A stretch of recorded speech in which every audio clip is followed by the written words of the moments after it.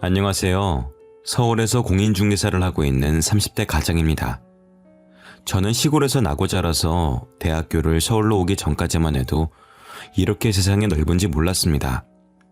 집에 아들이 저밖에 없어서 저 하나만큼은 서울로 보내야 한다며 그다지 머리가 좋지도 않은 저를 부모님께서 너무 믿고 계셔서 솔직히 대학 같은 건 가고 싶지도 않았는데 등을 떠밀려서 갔었습니다. 심지어 저는 원체 공부에 관심이 없어서 서울은커녕 대학을 갈 성적이 안 됐었거든요. 그래서 첫 번째 수능에서는 대차게 말아먹고 시원하게 재수를 결정했습니다. 부모님께서 무조건 서울에 있는 대학을 가야 성공한다면서 저에게 많은 기대를 걸고 계셨거든요. 오히려 공부는 둘째 여동생이 그렇게 잘했었는데 시골 분들이라 그런지 여자는 그냥 시집이나 가면 된다는 마인드가 깔려 있었습니다. 하고 싶지 않았지만 부모님은 제가 길을 잘 닦아야 동생들도 좋은 신랑감을 만난다며 부담감을 주시고, 공부를 잘하는 동생은 자기는 여자라서 못 가는데 오빠는 남자라서 보내준다고 하니 그냥 감사하게 생각하고 열심히 공부나 하라고 하는 말들을 듣다 보니까 부담감에 못 이겨서라도 책상에 앉아서 공부를 하게 되더라고요. 그래도 제 머리가 영 몹쓸 정도는 아니었는지 그래도 책상에 앉아서 공부를 하다 보니 어느 정도 수능 성적도 나오고 그렇게 부모님이 원하시던 서울에 있는 대학을 갈 수가 있었습니다. 그런데 그렇게 바라시던 것을 이뤄드렸고 저도 그동안 한 공부에 대한 결과가 나와서 기쁘긴 한데 막상 서울로 가려고 하니 발이 안 떨어지더라고요. 제가 고등학교를 졸업할 무렵부터 동네에 저랑 동갑이었던 미정이랑 사귀고 있었거든요. 미정이는 할머니와 둘이서 살고 있어서 대학 갈 형편도 안 되고 그냥 일하러 서울을 가겠다는 말에 할머니가 보내주실 분도 아니었으니 하는 수 없이 미정이와 떨어져야만 했습니다. 제가 재수를 하는 동안 미정이가 도시락도 싸들고 와주고 저를 많이 챙겨줬었거든요. 솔직히 공부하다가 짜증이 나서 다 때려치고 싶은 마음이 들 때도 있었는데 그럴 때마다 미정이가 옆에서 나긋나긋하게 이야기해주면 화가 나던 것도 진정이 될 정도로 제가 서울을 가는데 미정이의 공이 컸습니다. 서울에 올라가기 전 꼭 자주 내려오겠다는 약속을 하고 저는 서울로 올라왔습니다. 그런데 서울에 올라오니까 정말 세상이 별천지더라고요. 제가 살던 동네가 정말 시골이라서 저녁 8시면 동네 슈퍼조차도 모두 문을 닫았었는데 여기는 밤이고 낮이고 사람들이 시끄럽게 놀기 바빴습니다. 또 워낙에 노는 걸 좋아하는 성격이니 물 만난 물고기처럼 놀았죠. 대학교에 와서도 수업을 출석만 하고 친구들과 나가서 낮술을 마실 때도 있었고 그때부터 마시기 시작해서 새벽까지 친구 집에서 술을 마시면서 취했다가 깼다가를 하루에 몇 번씩이나 반복했었어요. 지금 생각하면 제가 생각해도 망나니처럼 놀았습니다. 대학교에서 학점도 신경 안 쓰고 이렇게 놀 수 있는 곳이 많으니 시골은 생각도 안 났죠. 그러다 보니 자주 내려가겠다던 미정이와의 약속은 기억 저편으로 사라져버렸습니다. 학교에 입학하고 학기가 끝날 때까지 시골을 한 번도 안 내려갔었네요. 서울에 올라온 후로 연락도 한운둥 만운둥 하면서 미정이와 지내다가 방학을 하고 나서야 겨우 시골에 내려가 미정이를 거의 6개월 만에 봤습니다. 연락도 잘 안 하는 제가 밉지도 않은지 오랜만에 만났다고 그저 좋아해 주더라고요. 그런데 매일 서울에서 놀다가 시골에 내려오니 뭐 따로 할 게 있겠습니까? 예전엔 동네 어른들 몰래 산책을 다니는 것만으로도 설렜었는데 이미 더 재밌게 노는 방법을 아는 저로선 이제 그런 건 시시해졌죠. 제 마음은 서울에 가 있다는 걸 아는지 결국 제가 서울로 다시 올라가던 날 미정이는 저에게 이별을 고했습니다. 그렇게 다시 솔로가 된 저는 서울로 올라왔지만 바뀌는 건 없었어요. 굳이 꼽으라면 주위의 예쁜 여학생들을 조금 더 유심히 보게 되었다는 정도였겠죠.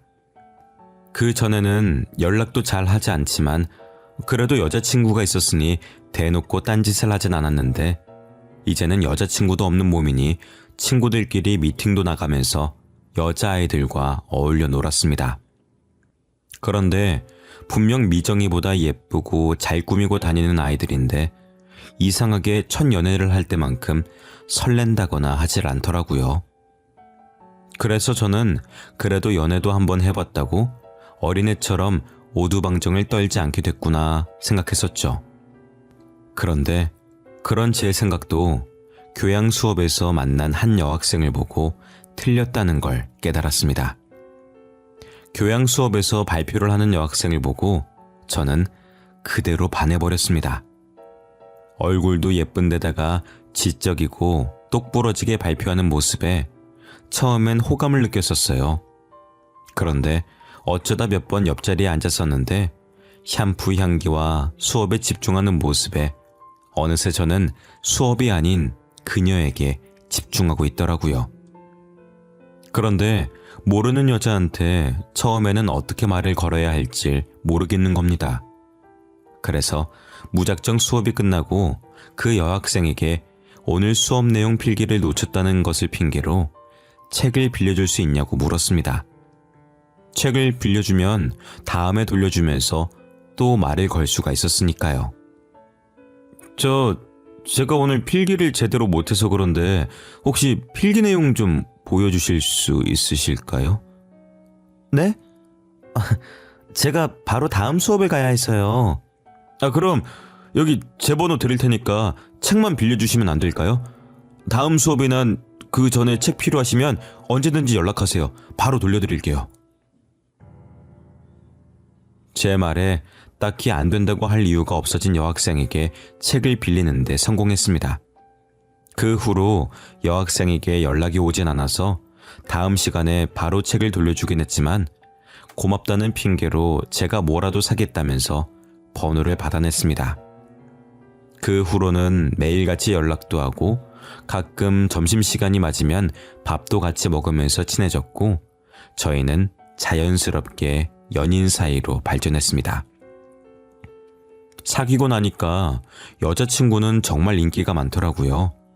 그동안 제가 몰랐던 게 신기할 정도였습니다. 학생 식당 앞에서 저를 기다리고 있으면 꼭 한 명씩은 와서 번호를 물어보더라고요. 제 눈에만 예뻤던 게 아니라 그냥 누가 봐도 예쁘니 제가 마음을 놓을 틈이 없었습니다.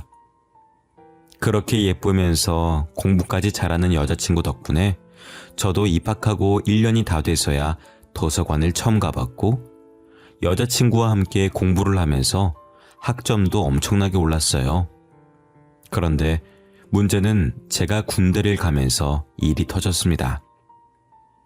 첫 휴가를 받아서 기쁜 마음으로 여자친구를 보러 갔었는데 표정이 너무 어둡더라고요. 저는 혹시나 제가 군대에 간 사이에 무슨 일이라도 생긴 건가 잔뜩 긴장을 했습니다. 나 임신했어. 네가 아빠야. 낳든 지우든 그래도 너한테 알려야 될 것 같아서. 뭐라고? 임신? 여자친구의 말에 너무 당황스러워서 무슨 말을 해야 할지 모르겠더라고요. 제가 군대 가기 전에 임신을 해서 자기도 얼마 전에 막 알았다고 했는데 여자친구도 저도 대학생인데 어떻게 해야 할지 너무 막막했습니다. 심지어 저는 군대에 있으니 해줄 수 있는 것도 없었고요. 그렇다고 차마 아이를 지우라는 말은 안 나와서 낳자고 했습니다. 여자친구도 이미 생긴 아이니 낳아서 기르는 게 좋지 않겠냐는 듯이 말했었고 그렇게 저는 아이의 아빠가 되었고 제가 가장이 되었으니 여자친구를 책임져야겠다는 생각에 군생활 중 부사관을 지원했습니다. 결국 재수까지 해가면서 들어간 대학은 고작 1년을 다니고 말았습니다. 다행히 여자친구는 대학까지 졸업을 마쳤고 그래도 장모님에게 아이를 부탁하고 직장을 다녔습니다. 그런데 문제는 아내가 직장에서 자리를 잡았을 때쯤 제가 다른 지역으로 발령이 났다는 거죠. 아이도 어린이집을 다니기 시작했고 이제 겨우 저희들끼리 자립을 시작했는데 제가 근무지 때문에 지역을 옮기면 다시 또 처음부터 시작해야 했습니다. 이제 우리 겨우 자리 잡고 안정됐어. 나도 이제 겨우 사원에서 주임으로 올라갔고 솔직히 당신 월급보다 내 월급이 더 많잖아. 그럼 당신이 그만두는 게 어때? 그렇긴 하지만 대학도 중퇴하고 내가 어디서 무슨 돈을 제대로 벌 수 있겠어. 그렇게 가고 싶으면 당신 혼자서 가. 강원도 가면 지원이는 누가 봐주고 어린이집은 있어? 거기서 주는 집도 별로일 텐데 나는 그런데 절대 못 가. 그렇게 알아둬. 저도 고민을 하긴 했지만 아내는 단호하게 딱 끊어서 말을 하더라고요. 아이 문제도 직장 문제도 얽혀 있으니 제 입장만 밀어붙일 수도 없었고요. 아내의 말이 다 맞았습니다. 직장도 아내가 훨씬 좋으니 월급도 저보다 많았고 누군가 일을 그만둬야 한다면 그건 저여야 했었죠. 결국 저는 전역을 하고 나서 택배기사 일을 시작했습니다. 그래도 군인으로 오래 하면서 체력 하나만큼은 좋아서 일도 버틸만 했습니다. 눈에 넣어도 아프지 않은 저희 딸을 보면 기운이 없다가도 솟아났죠. 제가 조금이라도 힘들어 보이면 그 작은 손으로 안마를 해주겠다고 하는데 딸 손이 저에겐 만병통치약이었습니다. 아빠, 우리 이번 주 주말에 놀이공원 가자. 나 이번에 키도 커서 롤러코스터도 탈 수 있어. 벌써 그만큼이나 컸어? 우리 지원이 얼마나 컸나 키 재볼까? 퇴근하고 오면 피곤하기도 했지만 딸과 30분이라도 이야기를 하려고 노력했습니다. 특히 딸과 아빠 사이는 커갈수록 쉽게 멀어지잖아요. 어렸을 때부터 친하게 딸과 지내야 나중에도 친한 부녀지간이 될 수 있을 테니 딸이 하자고 하는 건 되도록이면 다 해주려고 하는 편이었죠. 그런데 놀이공원을 가기로 했던 전날 일을 하던 중 병원에서 연락을 받았습니다. 딸이 지금 교통사고를 당해서 수술을 해야 하니까 얼른 와달라고 하더라고요. 저는 허겁지겁 그대로 병원으로 운전대를 몰아 병원으로 향했습니다. 병원에 가니 얼마나 심하게 교통사고를 당한 건지 피를 너무 많이 흘려서 수혈까지 받고 있더라고요. 피가 모자라서 정말 위급한 상황이었습니다. 그래도 아이와 제 혈액형이 같으니 저라도 피를 주겠다고 했어요. 아이랑 제 혈액형이 같아요. 제 피 뽑아서 쓰세요. 제 피를 다 뽑아가도 좋으니까 우리 지원이 살려만 주세요, 선생님. 보호자분 진정하세요. 보호자분도 B형이시죠? 혹시 모르니까 간단하게 검사해볼게요. 얼른 해주세요. 얼른요. 환자분 혈액형이 어떻게 되시죠? 그런데 의사가 제 혈액형 검사 결과를 보더니 이상하다는 듯 물어오더라고요. A형이요. 지원이도 A형이라서 제 피 주면 돼요. 얼른 뽑아가세요. 그러자 의사는 고개를 갸웃거리며 제가 잘못 알고 있다고 하더라고요. 저와 같은 A형인 줄로만 알았던 지원이가 B형이라는 겁니다. 아내가 O형이니 절대로 그럴 리가 없다고 했었는데 의사는 검사 결과는 정확하니까 제가 잘못 알고 있을 거라고 하면서 결국에 저는 헌혈도 못 해보고 보고만 있었습니다. 그 뒤로 급하게 병원으로 온 아내가 대신 헌혈을 했고 다행스럽게 딸은 수술도 잘 끝났습니다.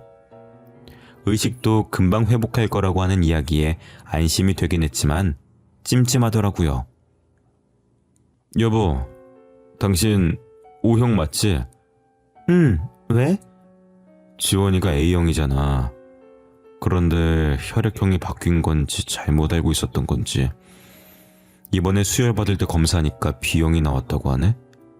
그게 가능한 거야? 글쎄, 당신이 너무 정신이 없어서 잘못 들었겠지. 당신 밥은 먹었어? 아내는 제 말에 대답도 제대로 하지 않은 채 급하게 화제를 전환했습니다. 더 물어보고 싶었지만 이제 겨우 놀란 마음을 진정시키고 있었는데 괜스레 마음을 요란하게 하기가 못해서 그냥 넘어갔어요. 하지만 마음 한구석에는 뭔가가 이상하다는 마음이 있었습니다. 그 이후로 다행히 딸은 의식도 금방 되찾았고 어려서 그런지 회복도 빨랐습니다. 단지 병원 안에만 있는 게 답답한지 틈만 나면 저에게 전화를 걸어댔죠. 아무래도 아내는 회사에서 일하니까 퇴근 후에만 병원에 올 수 있었는데 저는 언제든지 찾아갈 수 있으니까 저를 더 편하게 찾더라고요. 애초에 딸이 엄마보다 저를 더 따르기도 했었고요. 아빠 언제 와? 나 너무 심심해. 여기는 친구도 없고 TV도 맨날 뉴스만 봐서 너무 재미없어. 많이 심심해? 조금만 기다려. 오늘 아빠가 중간에 한번 들릴게. 뭐 먹고 싶은 거 없어? 나 떡볶이 먹고 싶은데 우리 학교 앞에 파는 그 분식점에서 파는 거 그거. 알았어. 아빠가 금방 사갈 테니까 조금만 기다려. 한편에는 찜찜함도 있었지만 딸을 보면 그 시간만큼은 그런 생각이 안 들었습니다. 그렇게 눈에 넣어도 안 아플 만큼 소중한 아이인데 어떻게 제 아이가 아닐 수 있겠냐는 생각이었죠. 하지만 제 딸이 제 친딸이 아니면 어쩌지라는 생각이 계속 들어서 차라리 확실하게 매듭지어서 제 딸이라는 걸 두 눈으로 확인하고 싶었습니다. 그래서 병원에 간 김에 딸의 손톱을 깎아주고 그걸 챙겨왔습니다. 죄를 짓는 것도 아닌데 괜히 제가 마음이 불편해서 손톱을 깎아주는데도 손이 떨리더라고요. 아빠 왜 이렇게 손을 떨어? 일 많이 힘들었어? 내가 다 나으면 도와줄게. 아니야, 아빠 하나도 안 힘들어. 누구 아빠인데? 그런 건 껌이지. 다 나으면 학교 가기 싫어서 그러는 거지? 어떻게 알았어? 나 학교 가기 싫어. 그냥 아빠 따라다니면서 일 도와줄게. 나도 아빠 닮아서 일도 잘하잖아. 내가 누구 딸인데. 그만 까불고 얼른 떡볶이나 마저 먹어. 침자 검사를 하기 위해서 손톱을 깎으면서도 이 아이가 내 딸이 아니라는 생각은 못했습니다. 하지만 일주일 뒤 나온 검사에선 저와 제 딸이 친자가 아니라는 결과가 나왔습니다. 정말 만에 하나의 확률로 친자가 아닐 거라는 생각을 했었는데 제 눈으로 확인하고 나니 그 결과를 믿고 싶지 않았습니다. 그럼 지원이는 대체 누구의 아이인지, 저는 왜 대학까지 포기해야 했었는지 결과를 받아들이고 나니 억울함이 몰려왔습니다. 저는 그 결과서를 들고 아내가 퇴근하기만을 기다렸습니다. 그리고 아내가 집에 오자마자 저는 검사 결과서를 들이밀었습니다. 지원이가 내 친딸이 아니라는데 이게 어떻게 된 일이야? 당신 그동안 날 속이고 있었던 거야? 제대로 설명해봐. 당신 그걸 검사했어? 지금 내가 검사를 한 게 중요해? 지원이가 내 딸이 아니라잖아. 그럼 지원이 친아빠는 누군데? 당신 다 알고 있지? 알고 있으면서 일부러 나 속인 거잖아. 아니, 나는 당신인 줄 알았어. 그래서 당신을 찾아간 거야. 뭐라고? 어떻게 나라고 확신을 했는데? 나 만나면서 다른 놈도 만났다는 거 아니야. 당신 군대 들어가고 잠깐 실수했던 적이 있는데 정말 그날 하루 만났던 사람이라 누구인지 번호도 모르고 그래서 그냥 당신이라고 했었어. 미안해. 야, 너 제정신이야? 그래놓고 뻔뻔하게 날 찾아와. 내가 너 때문에 학교도 포기하고 내 인생 포기하고 가장으로 살았는데 네가 어떻게 이럴 수가 있어. 정말 미안해. 나도 그때는 어려서 너무 무서웠어. 그래서 나도. 정말 그날 하루 만나서 실수한 게 사실이야? 그건 정말이야. 믿어줘. 결국 지원이는 제 아이가 아니라는 확답을 듣고야 말았습니다. 정말 아내를 용서하고 싶지 않았지만 병원에 언제 오냐는 지원이의 전화에 어찌할 바를 모르겠더라고요. 아내를 용서하지 않으면 지원이는 제 아이가 아닌 것이 되고, 그러면 저는 그냥 이혼하고 다시 제 인생을 살면 되는 거였습니다. 참 쉬운 일이고 오히려 제 인생에서 새로운 기회를 얻은 건데도 차마 지원이 때문에 아내와 이혼하겠다는 말은 못하겠더라고요. 너무 화가 났지만 그날 저녁 지원이를 보고 그냥 눈 감고 모르는 척을 하기로 했습니다. 대신 그동안 가장 역할을 하겠다고 포기한 대학은 너무 억울해서 다시 다니기로 했습니다. 다니던 학교에 재입학 신청을 해서 다시 학교에 다닐 테니까 나머진 아내 보고 알아서 하라고 했죠. 아내도 할 말이 없는지 제가 하는 일에는 토달기 바빴던 아내가 아무 말도 없이 그렇게 하라며 등록금을 내주더라고요. 그 이후로 저는 학교를 다시 다니기 시작했고 가끔 배달 아르바이트를 했습니다. 그래도 아이의 돈을 벌지 않으면 지원이 용돈도 주기 힘들 정도일 테니까요. 학교를 다니며 오랜만에 들어간 교양 수업에는 제 동기가 수업을 하고 있더라고요. 매일같이 술을 함께 마시던 녀석이라 반가운 마음도 들었지만 그 나이 먹고 뒤늦게 다시 학교를 다니는 게 부끄러워서 차마 먼저 인사를 못하겠더라고요. 하지만 친구는 첫 수업이니만큼 천천히 출석을 부르며 학생들과 눈을 마주쳤고, 이윽고 저와 눈이 마주쳤을 땐 친구도 꽤나 당황한 것 같이 보였습니다. 그리고 수업이 끝난 후 강의실을 나가려는 저를 붙잡았습니다. 너 형욱이 맞지? 야, 오랜만이다. 이렇게 다 만나네? 그래, 오랜만이네. 너 군대 갔다 와서 그대로 자퇴하고 무슨 일이라도 있었던 거야? 나 사고 쳐서 결혼했어. 그래서 그냥 부사관으로 쭉 군대에 있다가 전역했어. 제 말에 친구는 당황스러웠는지 멋쩍게 웃더라고요. 친구는 나중에 다 같이 술이나 한잔하자면서 급하게 다음 수업이 있다며 강의실을 떠났습니다. 처음엔 어색했지만 나중엔 그 친구랑 술도 한잔할 정도가 되었습니다. 학기가 끝나고 친구와 함께 학교 근처에서 술을 한잔하는데 친구가 먼저 이야기를 꺼내더라고요. 그런데 너는 군대에 있으면서 어떻게 사고를 친 거야? 진짜 대단하다. 체주도 좋아. 어쩌다 보니 그렇게 됐네. 그래. 그때 너랑 만나던 그 여자친구랑 그 사고 친 거야? 그렇지 뭐. 내가 아무나 붙잡고 사고를 치겠냐. 그래? 그럼 그때 그 소문이 사실이 아니었나 보네. 너 군대 가고 나서 자기과 교수랑 그렇고 그런 사이라고 소문이 났었거든. 네가 없으니까 남자친구도 없는 줄 알고. 그건 또 무슨 소리야? 너 그거 몰랐어?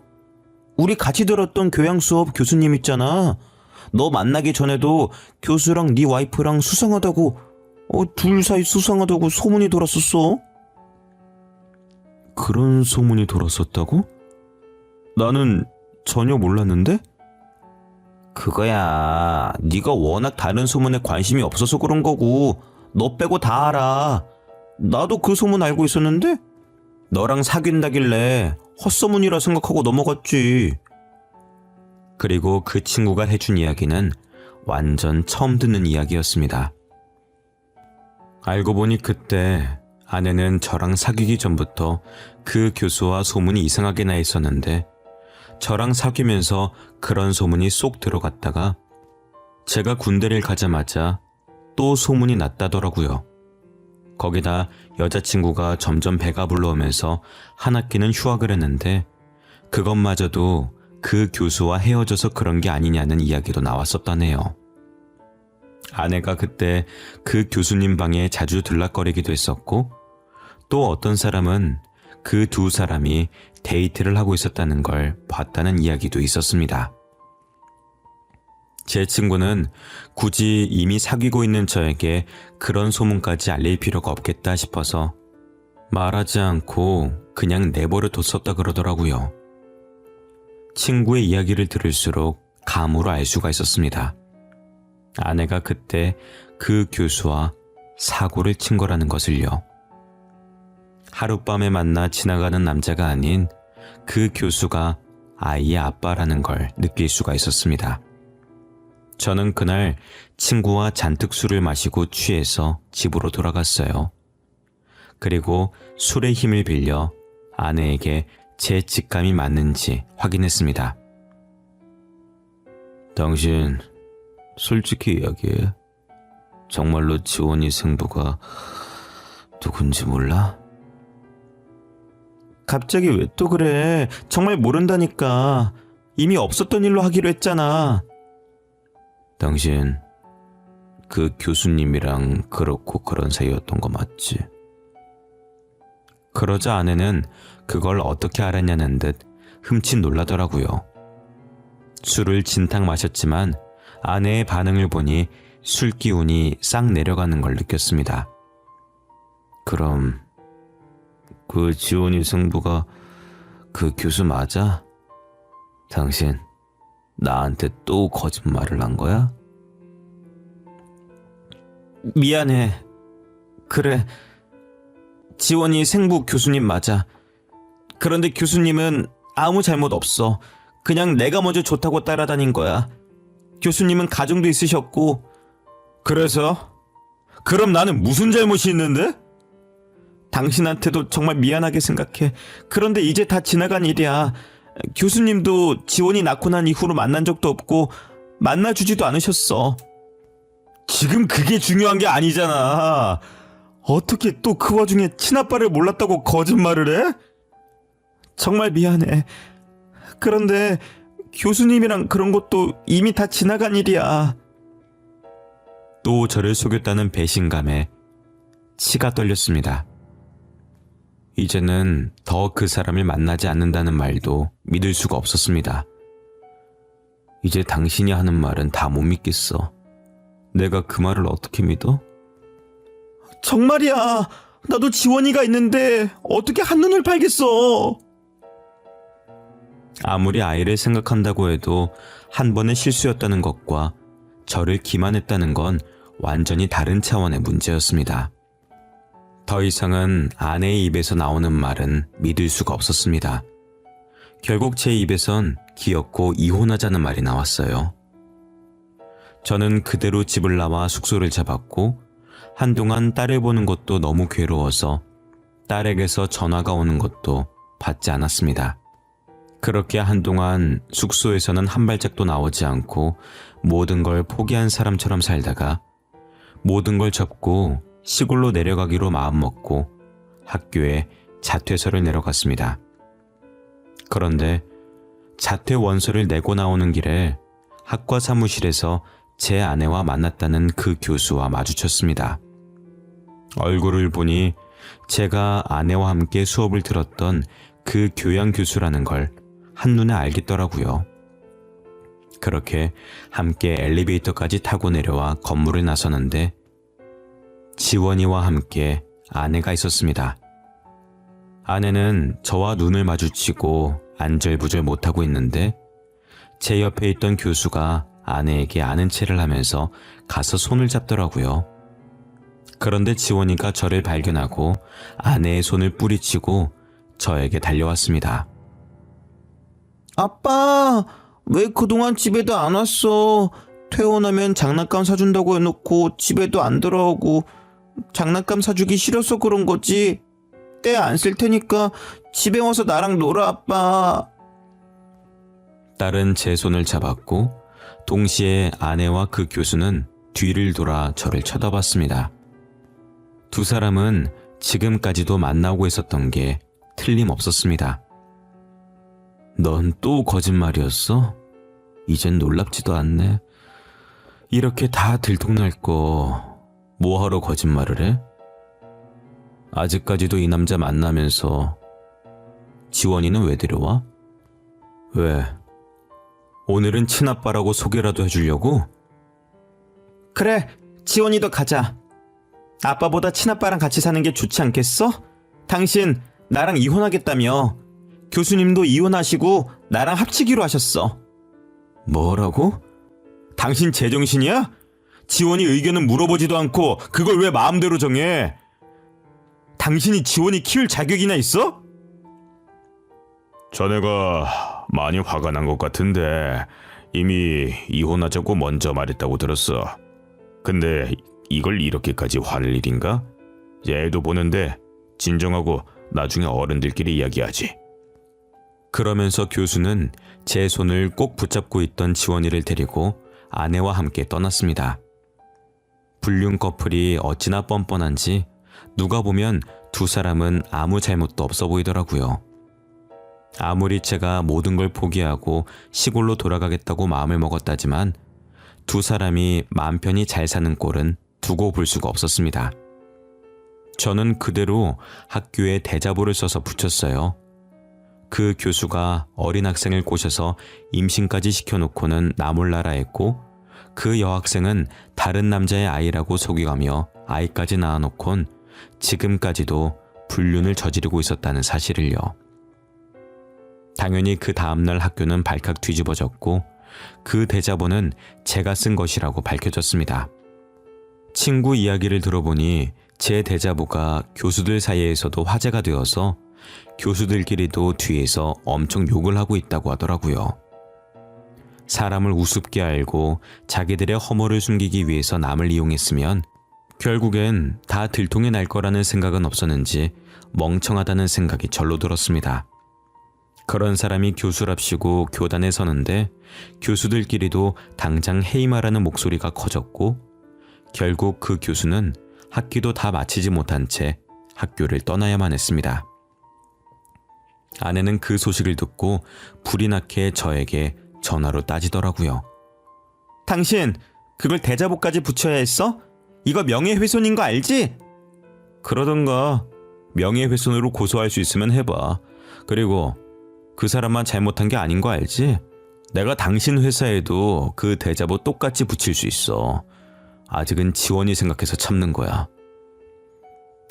아내는 화를 냈지만 결국 명예훼손으로 고소는 못하더라고요. 아직까지 몇몇 사람들은 그 말을 어떻게 믿냐는 사람들도 있었거든요. 그런데 허위사실 유포가 아닌 명예훼손으로 고소하면 제가 쓴 내용이 사실이라는 걸 인정하는 셈이니까요. 그러니 새로운 학교에 다시 교수로 일하기 위해선 쉽게 고소할 수도 없었겠죠. 딸아이는 참 마음이 아팠지만 더는 제가 해줄 수 있는 게 없었습니다. 제가 친부모도 아닌데다 아빠라서 양육권이 저에게 넘어올 리도 없었고요. 대신 제 친자가 아니니 양육비를 보낼 이유도 없었습니다. 이혼을 하고 저는 바로 시골로 내려왔고 간간히 지원이와 통화만 할 뿐이었습니다. 그 이후로 저는 시골로 내려와 농사를 다시 배웠어요. 학생 때는 그냥 시골에서 농사나 짓고 사는 게 꿈이었을 정도니 그렇게 힘들지도 않았고요. 그런데 한 달을 넘게 시골에서 지내니 이상한 점이 하나 있었습니다. 동네에 어린아이가 없는 편이었는데 밤만 되면 밖에서 아이가 웃는 소리가 들리는 겁니다. 처음엔 지원이가 너무 보고 싶어서 환청이라도 듣는 건가 했었는데 알고 보니 미정이가 밤이면 자기 딸을 데리고 나와 밤 산책을 하는 거였습니다. 가로등도 몇 개 없는 그 어두운 길가가 뭐가 그리 좋은지 아이가 엄청 신나하더라고요. 밤에 잠이 안 와서 창문을 열었다가 두 사람을 발견하고는 처음에는 놀랐었는데 볼 때마다 아이 아빠는 어디 갔는지 매번 두 사람만 나와서 걷더라고요. 아무리 외지인도 안 오고 동네가 위험하지도 않은 데라지만 혹시 모르니까 한 번은 걱정되는 마음에 저희 집 앞을 지나갈 때 저도 대문 밖으로 나갔습니다. 문이 열리는 소리가 들리자 미정이는 소스라치게 놀라더라고요. 미정이는 지원이 또래로 보이는 딸의 손을 잡고 있었습니다. 오랜만이네. 옆에는 딸이야? 애 아빠는 안 보이던데 어디 갔나 봐? 그러자 미정이는 우물쭈물하다가 한참 끝에 말을 하더라고요. 아이 아빠가 저라고요. 알고 보니 제가 처음 방학을 하고 잠시 시골에 내려왔을 때 아이가 생긴 거였습니다. 미정이는 저와 헤어지자고 말한 뒤 아이가 생겼다는 걸 알았고, 그때는 이미 서울로 올라간 데다가 새로운 여자친구를 사귀었다는 소식까지 들어서 차마 말도 못하고 그냥 혼자 낳아서 키웠다고 하더라고요. 그런데 동네 사람들이 너무 손가락질을 하면서 농사일도 도와주지 않고 결국엔 그냥 부업이나 하면서 지내고 있다고 하더라고요. 아이는 돈도 없고 근처에 보낼 학교도 없어서 못 보내고 있다고 했습니다. 그 이야기를 들으니 제가 참 무심했다는 생각이 들면서 미정이에게 미안한 마음이 들었죠. 미정이는 그동안 제가 아빠라는 사실도 아무에게도 말하지 않고 있었다고 하더라고요. 그렇게 이야기를 듣고 다음날 미정이 집을 가보니 정말로 동네 사람들은 미정이를 없는 사람 취급하며 지내고 있었습니다. 심지어는 제 동생이나 저희 부모님마저도요. 혹여나 예전에 생각이 나서 미정이 근처는 얼씬도 말아라. 근처에 갔다가 언제 어떻게 애아빠가 돼달라고 엉겨붙을지 어떻게 알아? 엄마, 그게 무슨 말이야? 미정이가 뭘 어쨌다고 그래? 내가 애아빠야. 욕하려면 책임도 안 지고 도망간 나를 탓해야지. 왜 미정이를 욕해? 보다 못한 저는 결국 미정이와 딸을 데리고 다시 서울로 올라왔습니다. 동네 사람들이 미정이를 대하는 걸 보고 있으니 속이 터지겠더라고요. 미정아, 내가 책임질게. 우리 같이 서울로 올라가자. 애 학교는 보내야지. 서울로 올라가면 뭐가 달라져? 최소한 동네 사람들한테 손가락질은 안 받겠지. 내가 어떻게든 너 먹여 살릴게. 솔직히 처음에 미정이의 이야기를 들었을 땐 죄책감과 미안함이 전부였어요. 그런데 그렇게 동네 사람들에게 손가락질을 받으면서 어떻게든 아이와 함께 살기 위해서 사람들이 많이 돌아다니는 낮에는 집에서 부업만 하다가 밤에라도 나와서 산책하는 모습이 오히려 책임감이 있어 보이더라고요. 미정이는 아이를 위해서 할 수 있는 최선을 다하고 있었습니다. 미정이를 다시 보니 왜 미정이 이후로 그렇게 설레는 일이 잘 없었는지 알 것 같았습니다. 그 당시엔 몰랐는데 다시 미정이를 보니 저도 모르게 마음이 가더라고요. 그 후로 서울에 올라와서 저는 다시 택배기사 일을 시작했고 틈틈이 공부를 해서 3년에 걸쳐 공인중개사도 땄습니다. 지금은 작은 부동산을 하면서 아이 학교도 학원도 보내면서 살고 있습니다. 그동안 제가 미정이에게 지은 죄가 많으니 미정이 말이면 꼼짝도 못하고 사는 중입니다. 그래도 알뜰히 저와 딸을 챙겨주는 아내를 보면 참 고맙다는 생각이 듭니다. 어떻게 보면 그렇게 어렵다는 첫사랑과 결혼한 셈이니 복받은 거라는 생각도 드네요. 여러분들도 행복한 가정 이루시길 바라겠습니다. 지금까지 제 이야기 들어주셔서 감사드립니다.